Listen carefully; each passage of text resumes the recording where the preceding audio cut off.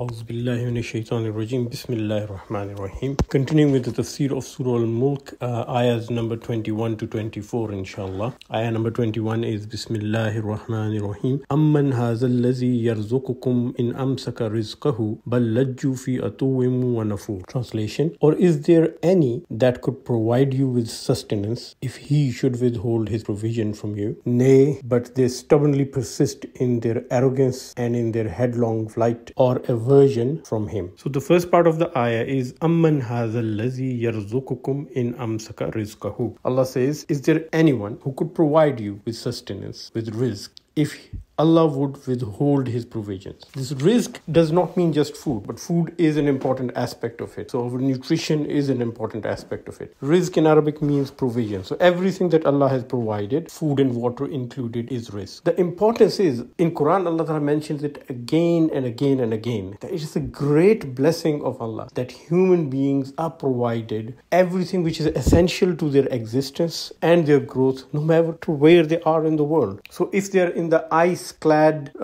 North Pole, or if they are in the Sahara Desert, or if they are in the tropical forests, everywhere they get each and every essential ingredient of nutrition which they need to survive. And these essential ingredients are not just proteins, fats, and carbohydrates. There are micronutrients in there. There are vitamins and minerals which are very rare. For example, iron and zinc and magnesium and phosphate and sodium and potassium and chloride and calcium. All these things are not easy to find everywhere in the world. You don't have deposits of magnesium and zinc and iron available everywhere. Yet, when it comes to the human nutrition and diet, and the diet and nutrition of all other creatures, Allah Ta'ala provides each and every one of these in the right amount which is needed for them to survive. And this by itself is a miracle. And Allah says, if I withhold these provisions, what can you do? It's very easy to withhold them. They would be there, but He can withhold them. And how would He do? If you lose the ability to absorb them. They are available all around, but when you take your food, you lose the ability to absorb any one of these important nutrients. You can't survive. And the second part of the ayah, Allah says, Bal lajju atuwwin wa nafur. Yet, after all of this, these people, they stubbornly persist in their arrogance and in their aversion from God. So the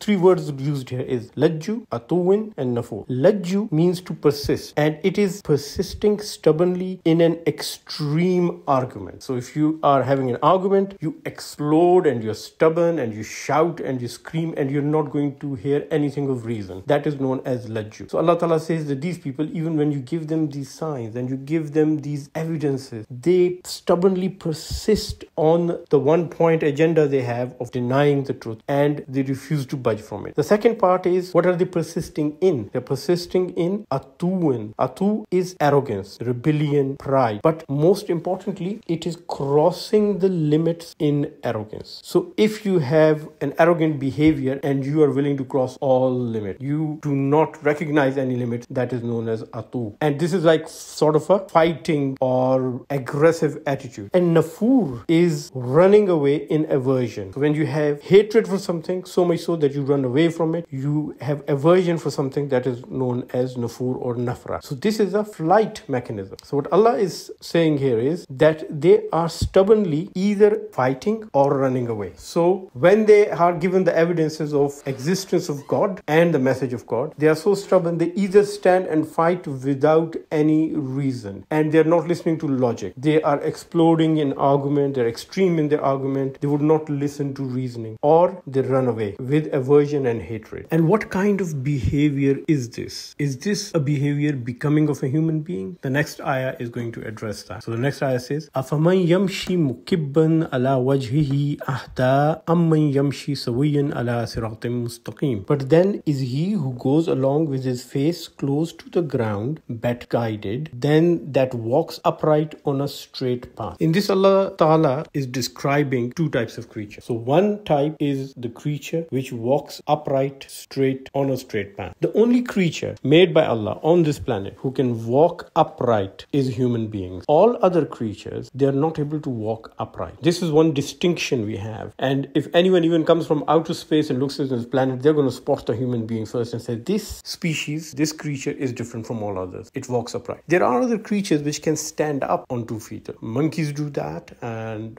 bears do that, and meerkats do that, but that's only for a brief period of time. Very soon, they are down on their face. So the second kind of creature Allah is describing is all the other creation and species who walk along with their face close to the ground. There are various degrees of having the face close to the ground. Earthworms will have it on the ground, almost on the ground. Snakes will have it very close to the ground.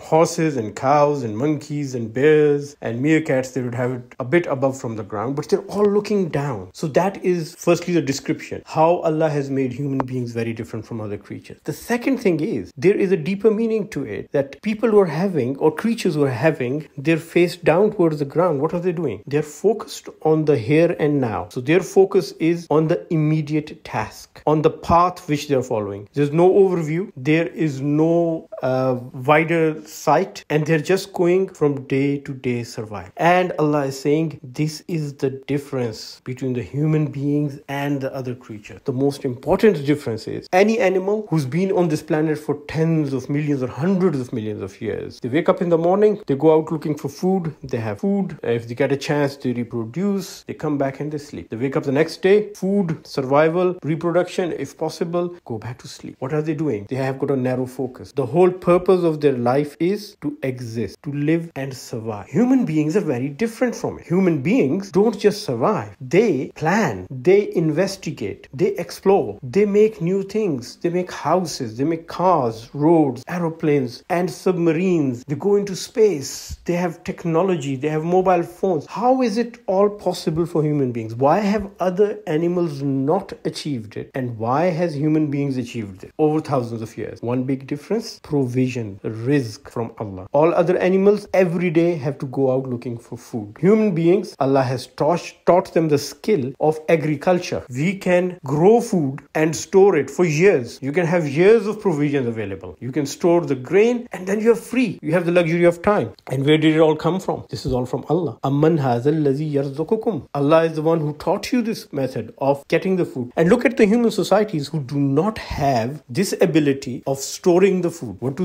If you look at the primitive tribes, like in the Brazilian rainforest or the Aborigines of Australia or Papua New Guinea, the tribes living in the jungles, or if you look at the pygmies in the African tropical jungles, their existence is very same. Every day go out looking for food, hunter-gatherers, and come back. And they have not made any civilization, and they have not made houses or cars or aeroplanes. Why? Because their focus is narrow on survival only. So Allah says, I have given you intellect. You have to use it. The purpose of that intellect is not only to make your life better, but also to understand the purpose of your life and to understand the life hereafter. If you're not going to use that intellect, what is going to happen? You are going to have a survival, a spiritual survival like any other animal, like the ones who have got very narrow focus. Yamshi mukibban ala wajhihi, who go through life looking down just on the path and just on the here and the now.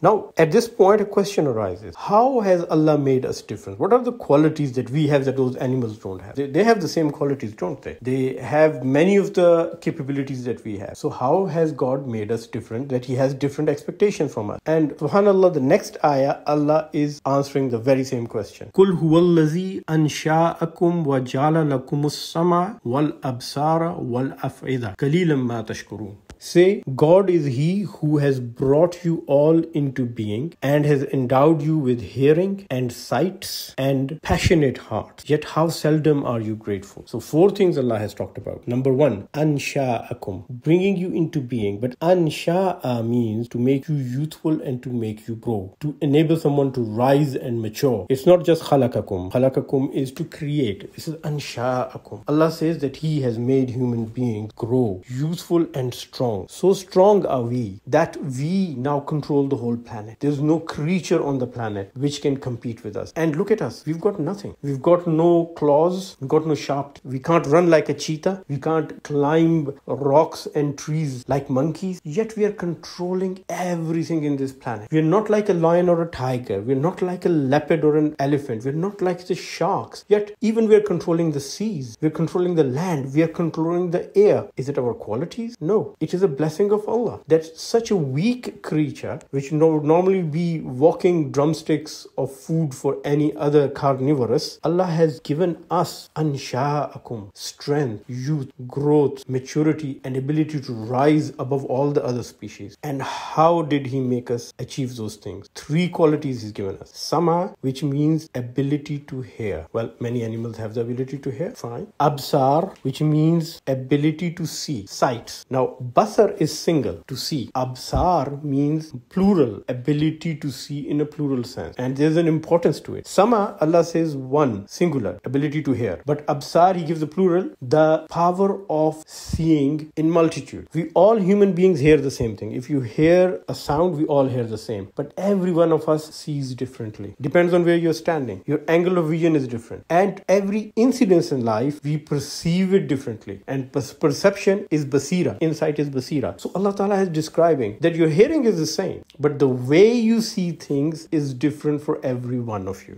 And the third thing, I was expecting Allah would talk about intelligence. But Allah says no. The third thing He wants to mention is al-af'ida, which means a passionate heart. Now, fawad is something like a roasted piece of meat. So when you have a piece of meat and you barbecue it, it's roasted, it's called fawad. So normal emotions are not fawad. And normal heart is not fawad. A normal heart in Arabic is known as qalb. But fawad is a highly emotional heart, a passionate heart, when you have a passion for something. So it's a combination of these 3 things. The ability to hear, the ability to see, and then see by different perceptions among different people, and the passionate heart, which makes us such a supreme creature compared to all the other creatures on this planet. How does a passionate heart affect? Now, I'll give you one simple example. Tens of thousands of years ago, human beings were on land and they were living, and some human beings looked up to the sky, they saw the birds flying, and they had a very stupid idea. One of the most impractical,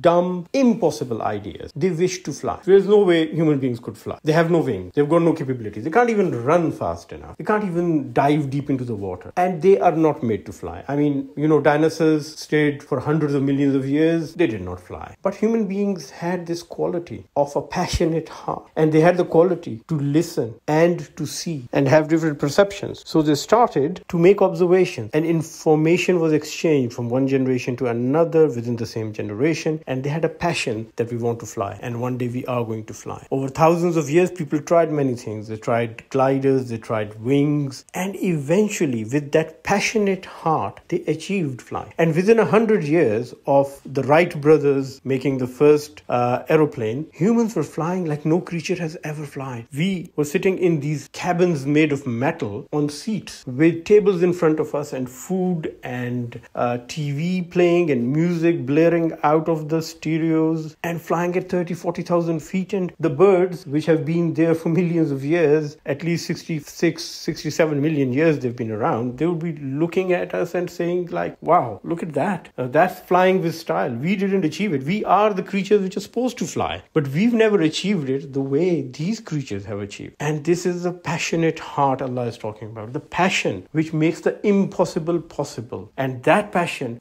is only among the human beings. We are the only one who are endowed with it, not the other creatures. And the next part, قَلِيلًا مَا تَشْكُرُونَ. How seldom are you grateful? What an irony that just a passionate heart can make one of the weakest creatures on this planet the strongest being ever. Within a span of few hundred years, we have achieved in technology which nobody has been able to achieve for millions of years. And how little grateful we are to Allah. And the next step in the human evolution and in our history, Allah is describing the next ayah. قُلْ هُوَ الَّذِي زَرَعَكُمْ فِي الْأَرْضِ وَإِلَيْهِ تُحْشَرُونَ. Say, it is He who has multiplied you in earth, and it is unto Him that you shall be gathered. The word zara'akum means to be dispersed all over the earth, but it also means to be established established. Like when you plant something into the ground, you sow something into the earth, that is known as zara. Like zara means agriculture, and it also means to get old and withered. So Allah is saying that I not only gave you the power, I not only made you ansha'akum, that I gave you power and I made you strong and youthful, but then I established you, and we are established from the North Pole to the South Pole, all across the globe, in every part of the globe, on water, in air, on land, we are established. But one thing to remember, wa ilayhi tuhsharun, we are going to be gathered together, assembled, brought back to him. Now hashar is being herded, the animals are herded. For a human beings, usually the word is jama. When you collect human beings, it is to collect them, and the word used is jama, they come together. Animals are herded, hashar. Allah says on the day of judgment, I'm gonna herd you, I'm gonna bring you together whether you like it or not. Animals are brought together whether they are willing to do it or not. That's what the shepherd does. When he herds the animals, he just brings them on. He has got a shepherd dog, he's got a stick, he's going to bring them together whether they like it or not. And on the day of judgment, Allah says, whether you like it or not, whether you're a believer or non-believer, you will all be herded together and you will come back to Allah. Inshallah ta'ala, next Friday we will complete the rest of the ayahs and inshallah complete the tafsir of Surah Al-Mulk. Jazakallah khair for listening. Please remember everyone in your prayers. Until then, Assalamu alaikum wa rahmatullahi wa barakatuh. The references used for this study session, they go back from the very original ones from Al-Tabari from the 9th century, Al-Kashaf by Zamakhshari, Tafsir al-Kabir, Al-Qurtubi. Then the Middle Age ones with Tafsir ibn Kathir, Ruh al-Ma'ani by Muhammad al-Lusi, and then Mamadou Pichtol's translation of the Quran. More recent one, Tahim al-Quran by Maududi. Muhammad Asad, very good translation of the Quran. You might not agree with it, but a very good translation. And then the more recent ones, like the one from Al-Azhar University and some of the Muslim Pakistani scholars. The dictionaries consulted, two of the main dictionaries are consulted for the study: Lisan al-Arab, which is from the 13th century, and Taj al-Arus min Jawahir al-Kamus, which is more recent, 18th century-ish. Not very recent, but still recent enough. A special thank you for everyone who made this effort possible, especially our IT team. Last but not the least, a big thank you and special prayers for the person who started this dawah effort with me, but prefers to stay anonymous at present. Please remember us all in your prayers. May Allah reward everyone who's involved in this dawah effort, especially the people who are watching it and listening to it. May Allah reward them in this life and the hereafter. Ameen summa ameen.